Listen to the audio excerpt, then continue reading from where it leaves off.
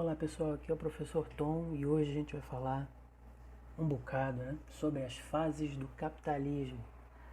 3 fases: comercial, industrial e financeiro. E tem aí também quem diga que há um capitalismo informacional, mas ele está mais dentro do que seria o capitalismo financeiro do que efetivamente seria uma quarta fase do capitalismo. Vamos a eles então. Antes, sabendo que o sistema capitalista, desde as suas origens, lá no final do século XV, início do século XVI, ele sofre diferentes transformações. Ele sai de um modelo transitório para o fim do feudalismo, ele acabou surgindo aí após o fim do feudalismo. Ele deixa de ser esse modelo transitório e se torna efetivamente o modelo de sociedade e economia para os séculos vindouros. E atualmente a gente vive no sistema capitalista.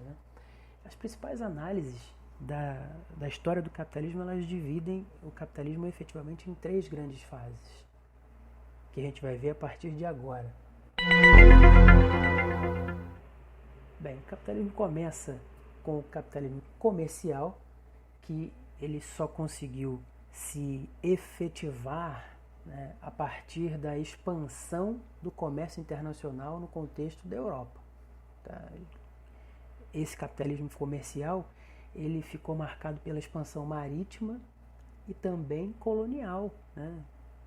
Os portugueses, os espanhóis, os ingleses se lançam ao mar buscando novos produtos, novos espaços para poderem explorar.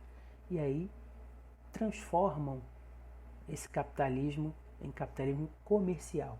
Nesse período, intensificou-se a prática do mercantilismo. O que era o mercantilismo? O sistema econômico geralmente concebido como um conjunto de práticas não planejadas. Esse sistema ele era calcado na busca e no controle de matérias-primas e metais preciosos, que a gente também pode chamar de metalismo.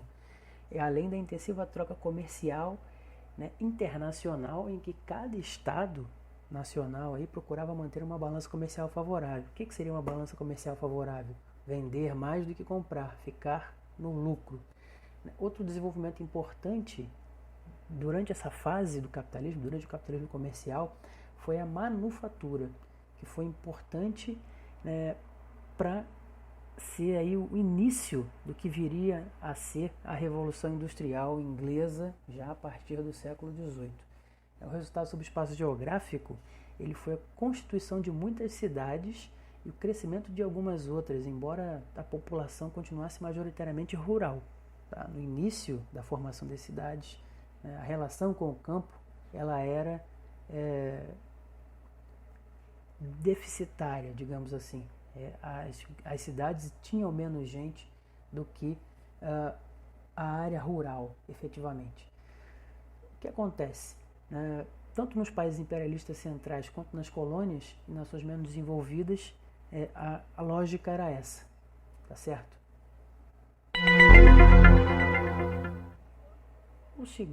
A segunda fase do capitalismo foi o capitalismo industrial. E como é que começa efetivamente? Eu falei que as manufaturas foram um fator importante para o início do que seria a Revolução Industrial e aí do que foi o início do capitalismo industrial. Ele é chamado dessa forma por ter sido um efeito direto. Ele foi um efeito direto da expansão e da centralidade exercida pelas fábricas graças ao processo da Revolução Industrial iniciado em meados do século XVIII, lá na Inglaterra.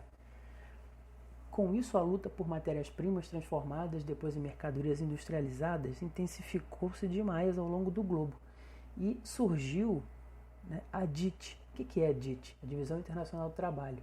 E a primeira Divisão Internacional do Trabalho ela mostrava o seguinte: de um lado, as colônias atuando como fornecedoras de matérias-primas e produtos primários em geral. Do outro lado, as metrópoles, os países colonizadores, industrializados, que eram fornecedores de mercadorias. Era uma eterna derrota para as colônias. Nos países desenvolvidos, notadamente na Europa, em algumas partes da América do Norte, e aí basicamente os Estados Unidos, as cidades elas passam por um boom populacional muito grande, né? Elas ficam efetivamente mais cheias, e esse boom populacional foi marcado pelo intensivo êxodo rural. E aí a gente começa a ter uma mudança no padrão. Lembra que eu falei que no início da formação das cidades, lá no capitalismo mercantil, no capitalismo comercial, a gente tinha o campo com mais pessoas do que na cidade. No caso do capitalismo industrial, né, ele acaba se tornando um fator de mudança dessa relação, porque as indústrias que ficavam nas cidades acabavam sendo chamariz de mão de obra. Então as pessoas começaram a fazer esse êxodo rural, né, algo que foi muito comum nos países desenvolvidos. Uma coisa importante, né, também foi a expansão das periferias, expansão desordenada dessas áreas das cidades em volta das fábricas, porque no início as fábricas normalmente ficavam próximas, né, dos centros das cidades, né? Lugares como Londres e Paris foram ótimos exemplos dessa situação de expansão desordenada.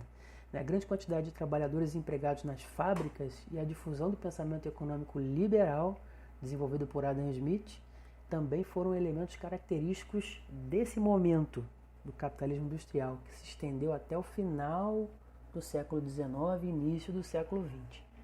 A gente tem aí, né, a próxima fase. A próxima fase do capitalismo foi o capitalismo financeiro, o capitalismo financeiro, e para muitas pessoas essa é a atual fase do capitalismo, que é marcada pelo protagonismo exercido pela especulação financeira e pela bolsa de valores. A bolsa de valores ela passa meio que ser uma espécie de termômetro sobre a economia de um país. Basicamente, essa fase do capitalismo ela se estrutura com a formação do mercado de ações e a sua especulação em termos de valores, taxas, juros, né, e outras coisitas mais. Em algumas abordagens, alguns estudiosos dizem que o capitalismo financeiro é resultado da fusão entre o capital bancário e o capital industrial.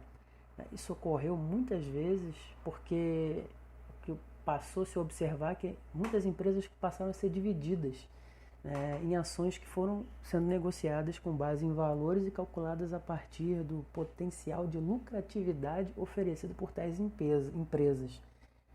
Especulação. Há também quem chame esse período que a gente vive de capitalismo monopolista, porque uma das características mais marcantes dessa fase é a possibilidade de fusão, né, de união de empresas, entre uma ou mais empresas, duas empresas, né, a compra de uma pela outra a partir do investimento em ações. Né?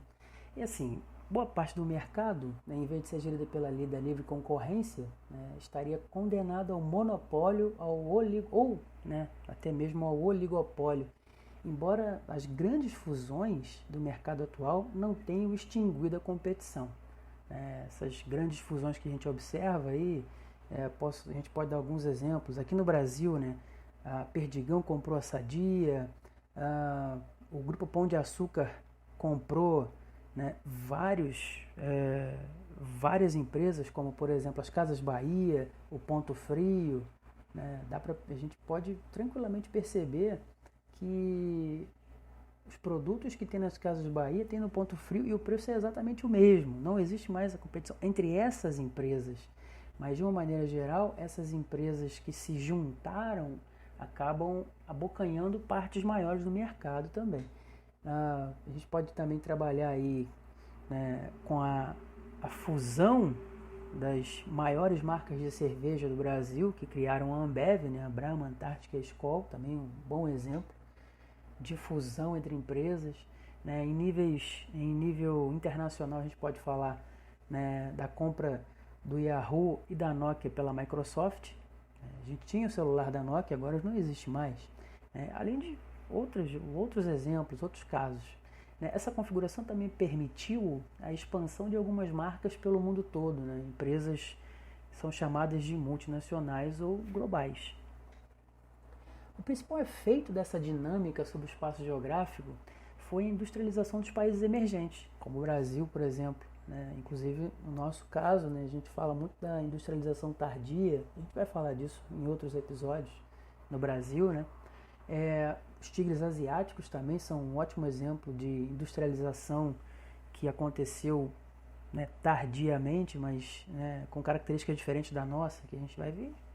Tem muitas coisas ainda para a gente ver em outros episódios, mas o Brasil, os tigres asiáticos, né, alguns outros países periféricos, né, que vão se industrializando, Argentina, o México, né, e tentando se fortalecer, mas sem perder a condição de países em desenvolvimento. Isso muito acontece em função da migração dessas empresas estrangeiras para as suas áreas, né, para as áreas dos países mais pobres, né, em busca de impostos mais baratos, acesso a mão de obra mais barata, matérias-primas também. Né, isso tudo faz com que a gente tenha essa configuração atual do capitalismo financeiro.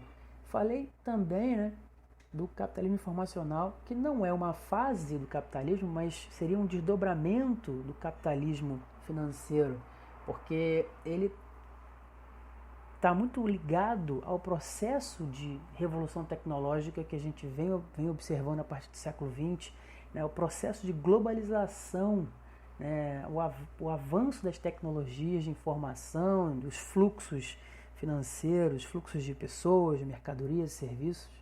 Né, isso tudo faz com que a gente tenha aí a informação também como fator importante pra caramba, muito importante. Né, nessa fase do capitalismo que a gente vive. Né, inclusive, os fluxos financeiros eles só puderam ser dinamizados a partir do avanço das tecnologias de informação. Então, as transformações tecnológicas elas mudam as nossas práticas culturais e sociais e constroem uma nova estrutura social.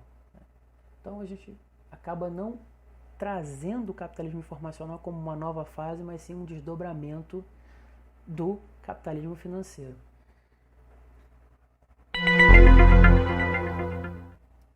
Então, pessoal, a gente fica por aqui hoje, sempre pedindo, né, que vocês, né, tragam perguntas, dúvidas, questionamentos em geral, e que a gente vai continuar a nossa dinâmica. Nos próximos episódios a gente vai trazendo mais temas da geografia, tem muita coisa ainda que a gente vai falar. Ok? Valeu, pessoal, e até o próximo episódio.